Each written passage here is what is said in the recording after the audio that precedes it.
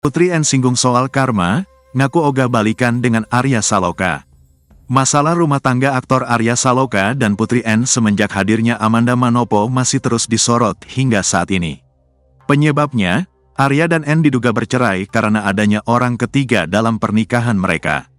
Sampai saat ini, isu miring tersebut masih menjadi bola liar.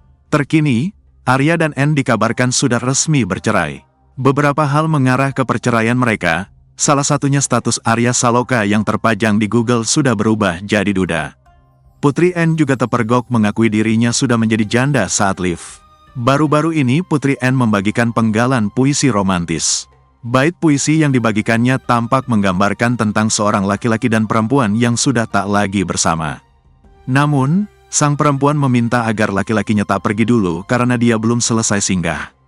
Warganet menduga puisi yang dibagikan N tersebut ditujukan untuk sang mantan suami. Bahkan, ada warganet yang berkomentar mengharap Arya kembali pada N. Namun, N secara tegas menolak harapan tersebut.